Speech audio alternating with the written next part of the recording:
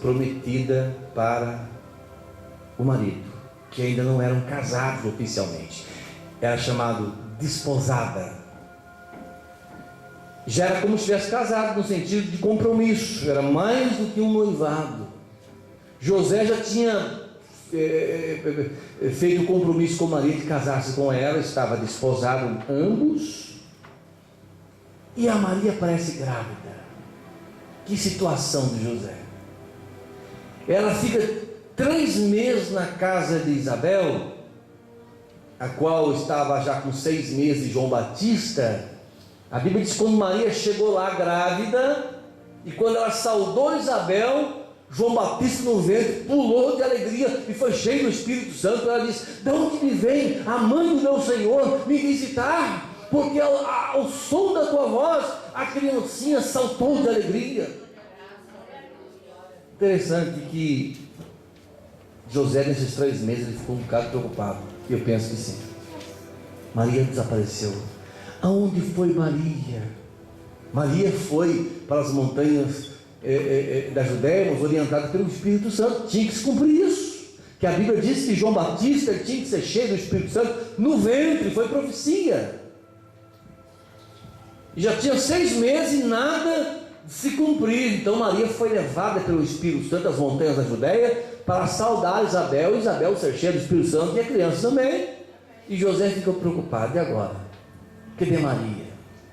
Não havia telemóvel na época, não havia como comunicação. Agora você está aqui, você comunica lá no Brasil, não havia comunicação. Até chegar as informações, José está com a pulga atrás da orelha da esposa. Será que ela esqueceu do compromisso de casar comigo? Daqui a pouco ele vê ela assim, ela chegando, assim barrigudinha, e fala: o que será que ele pensou? Maria me traiu. E a Bíblia nos diz, irmãos, que José, como era justo, não queria difamá-la, intentou deixá-la secretamente.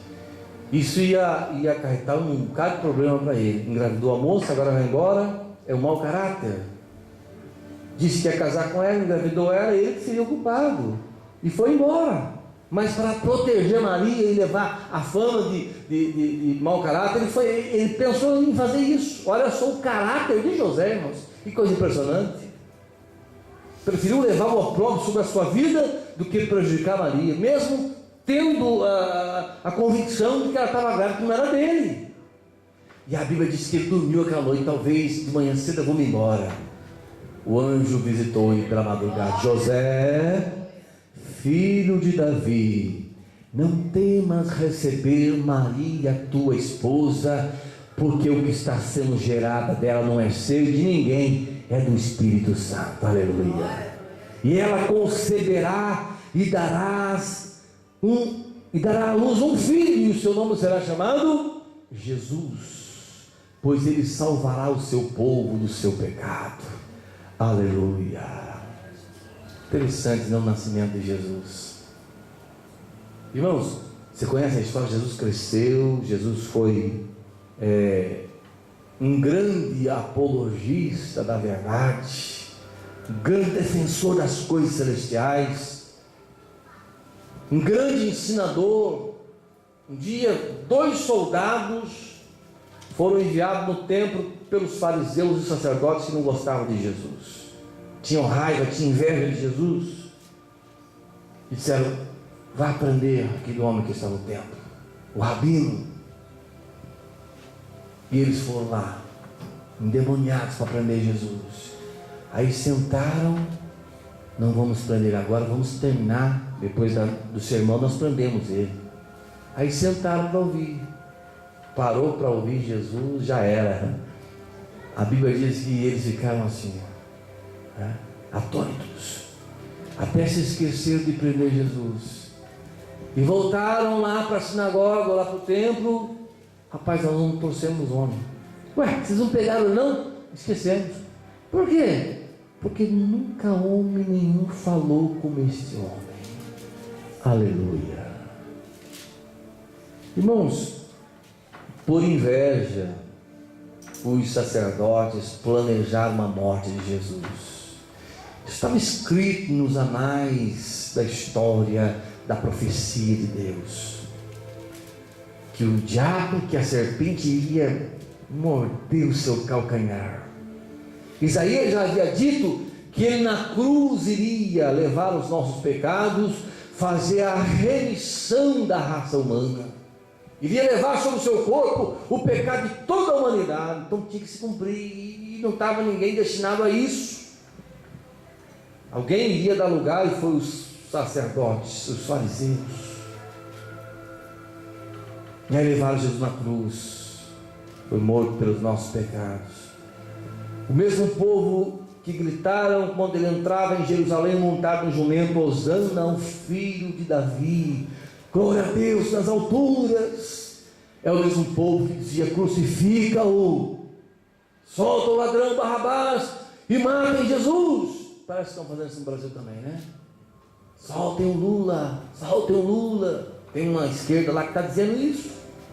Até hoje o povo escolhe ladrão, meu Deus. Aqui em Portugal não acontece isso, né?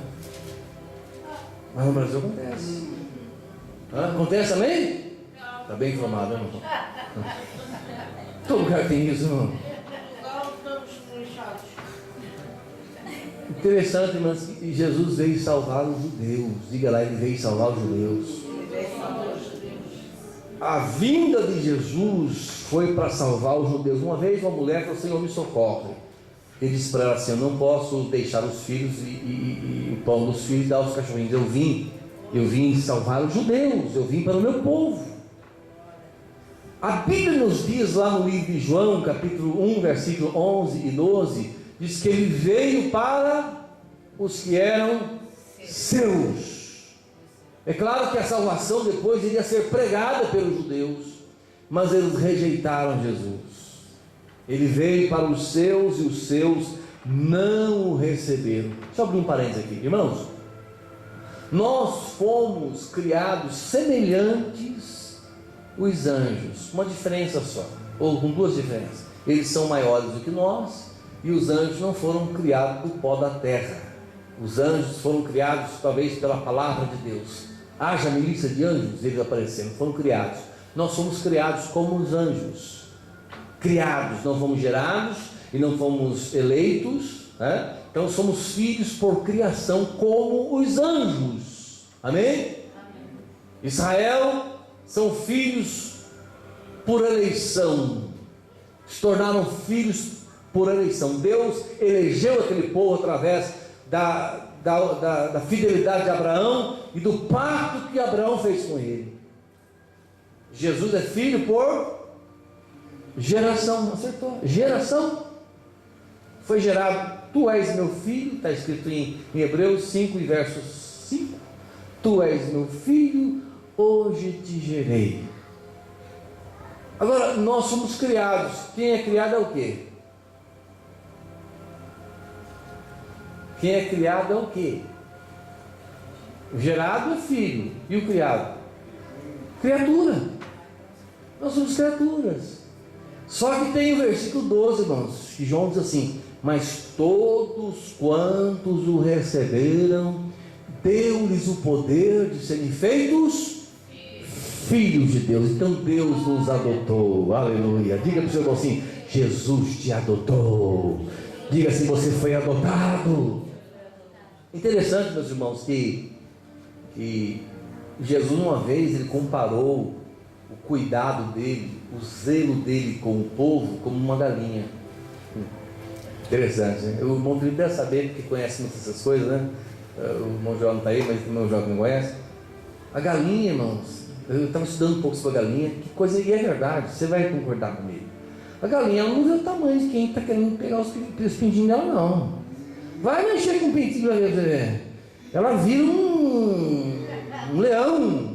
Eu vi uma galinha enfrentando um cachorro. Ele tentava pegar, não conseguia, ela era mais rápido que ele. Ele teve que afinar e ir embora, irmão. Galinha, para proteger os pintainhos, ela pulava, parecia um cachorro louco, uma coisa assim, desorientado, maluca.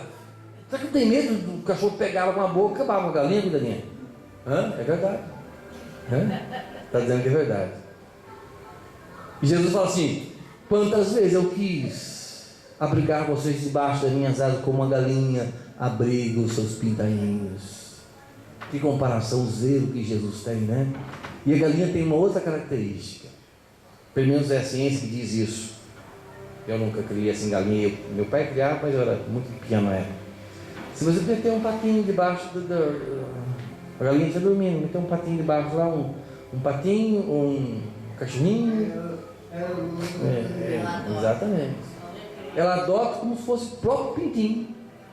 E com o mesmo carinho que ela dá para o pintinho, ela dá para o cachorrinho, para o ratinho. Eu já vi isso na televisão. Quem já viu isso aí na televisão?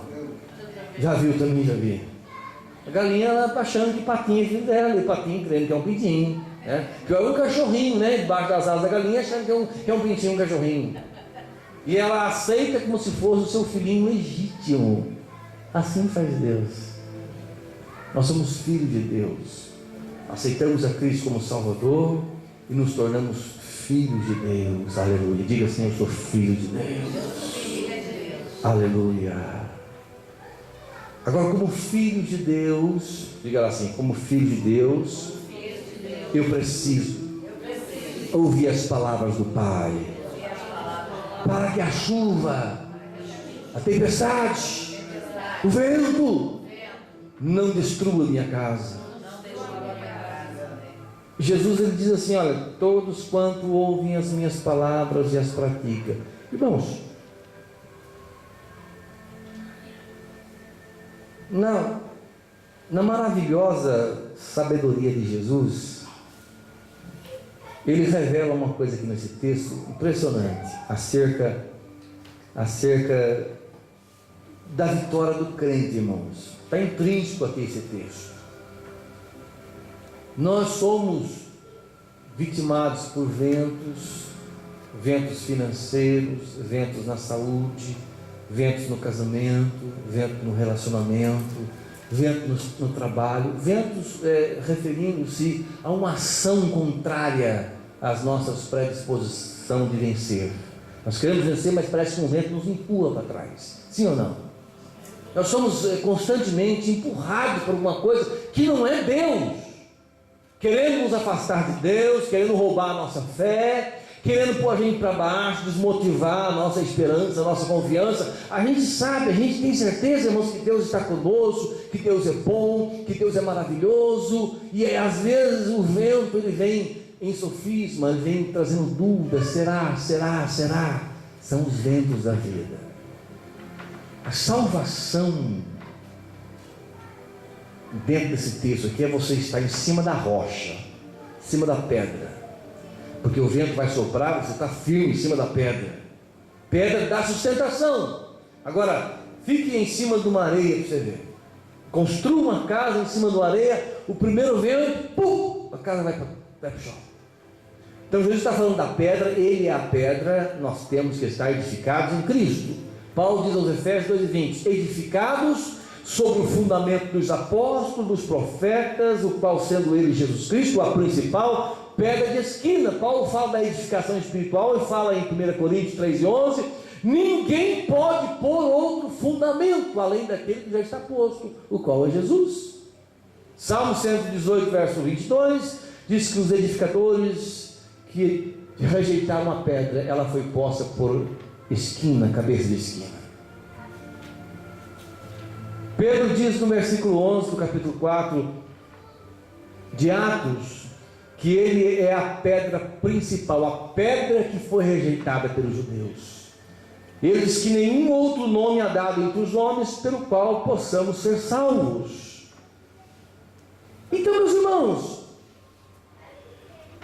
para que eu vença os problemas, para que eu permaneça firme em Jesus, para que as provações que eu passar, as dificuldades que eu enfrentar, não venham a abalar a minha fé, a minha esperança, as minhas convicções, eu tenho que estar firme em Cristo.